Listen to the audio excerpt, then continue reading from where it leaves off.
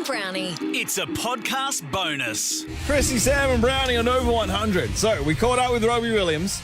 Pang, this was after the show yesterday, so there's no Pang in this. But my God, this was fun. Robbie Williams, the man needs no introduction. But what I do need to tell you is that you can see him in Melbourne next month in an evening with Robbie. Tickets go on sale next Friday. Get them from Frontier Touring to hear bangers like this. I just wanna feel real love, feel the home that I live in. Cause I got so much love running through my veins, going to waste. That was beautiful. What a gorgeous voice you've got. Oh my God, thank you. That's all you'll need for the interview now. Yeah. Dump those two losers and come on tour with me. Peace. You'll be sorry you said that, Robbie Williams. We are so delighted that you've given us your time today. You're one of our absolute favourite people to talk to. Oh, bless you. Thank you. I'm so excited about a night with Robbie Williams, and my first kind of thought was, wow, I reckon a night with Robbie Williams in 2022 is going to be very different from a night with Robbie Williams in 2002. Yeah. Would definitely be different than 2006. Let's put it that way. I would say that the entertainment value upon the stage will be the same, if not better. But the after show will be a bit of a letdown. Is that because you're getting interviewed by Richard Wilkins? Mate, listen. We both share the same initials, and I will have nothing bad said about that man. Is there any danger? Remember Come Undone, Robbie, back in your glory days, when you were a younger man and you would serenade a young lady from the crowd and give her a big pash at the end of that song. Is there any chance that you'll do the same with Richard Wilkins after your rendition of Come Undone on this big night? Good question. Do you know what? I'd never thought about it before, but now you put it to me. You know, he is somebody that doesn't suffer with a lack of rugged masculinity. Yes. And maybe if I did give him a big pash, some of that would transfer to me. We shall see. My wife, because like, it used to be like full-on French tongues, kissing. And then, you know, I got married and then it was just now like a peck on the cheek. Yes. And my wife's like, she'll say to a friend, she'll go, you know, he kisses them like that. So, you know, I will, you know, I think she'd be all right with me kissing Richard. Absolutely. That'll be fine. Robbie, any people with awful breath in those kissing days, in the full kissing days? No, but like really bad BO. Oh, man. Really? Yeah, What do you expect? Okay, because you think about it, they've been queuing there for several hours to get to the front. Yeah. And, you know, I only tour really in the summer. So, you know, some of those may have stayed out for a couple of days to get to the front. There has been no washing done. And, sometimes the front of the stage honks a bit. Let me just put it this way. They don't want to leave the front of the stage and there's nowhere to go to the toilet. Yes. Oh, Robbie. I will just leave that where it is. Good. Hey, Robbie, that bed you're laying in looks magnificent. Are you at home or at a hotel? No, I'm in a rented house at the moment. Okay. In Los Angeles. Yeah. Mm-hmm.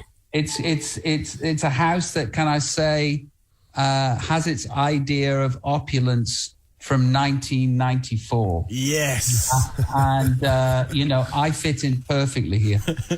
You just, it was reported that you just recently sold your house to Drake in Los Angeles, Robbie. Now, when you moved house, when you and the lovely were packing the boxes, did you pack my football jumper that I gave you all those years ago?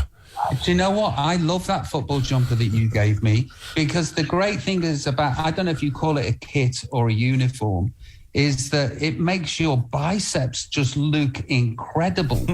I have actually got a football that you gave me, and it's encased Sure. in a perspex box. Oh, nice. And, on those biceps too, Robbie, in games we would wear baby oil. We put baby oil on our arms. Oh, yes. And he used to say, there was the old wives' tale that it used to keep our arms warm in a cold winter's night, but it just make our biceps look bigger and just glisten in the evening light. Do you know what? There's a trick that I've never used. I'm going to use that when I come to Melbourne. Speaking of Melbourne, Robbie, obviously we're thrilled to host you when you're performing, but you're going to be spending some time here filming your biopic. Is that true?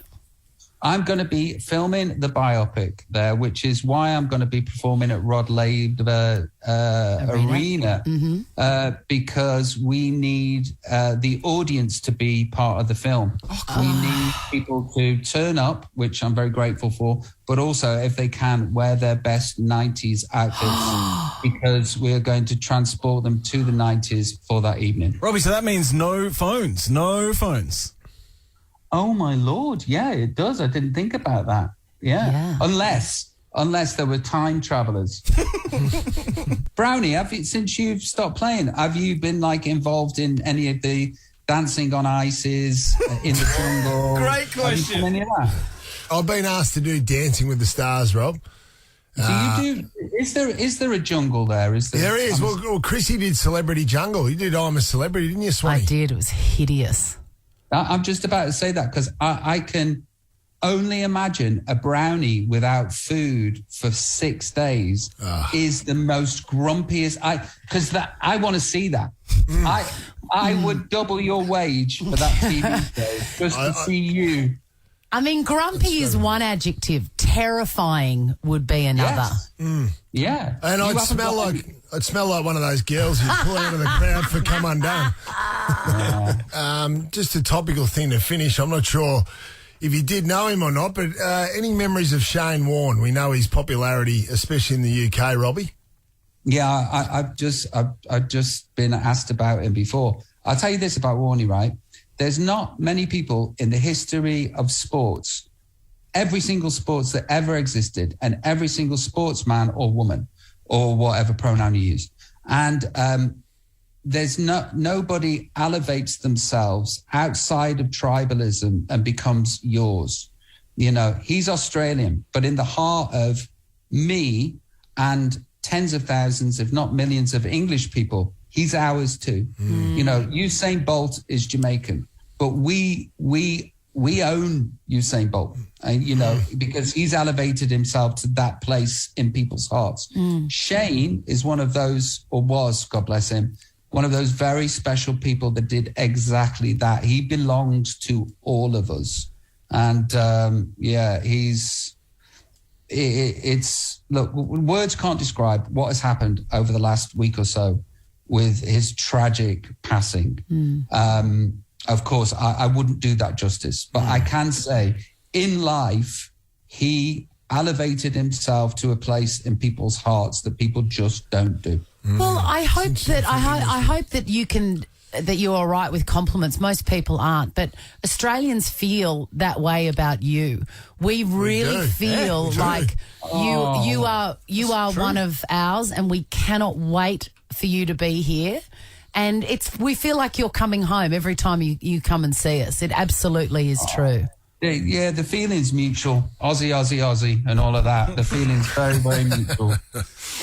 Tickets for this exclusive night with Robbie Williams go on sale to the public on Friday, March 18 at FrontierTouring.com. Robbie, can I confess something? I'm a woman of a certain age. I'm right in your hitting zone, and I should have seen you.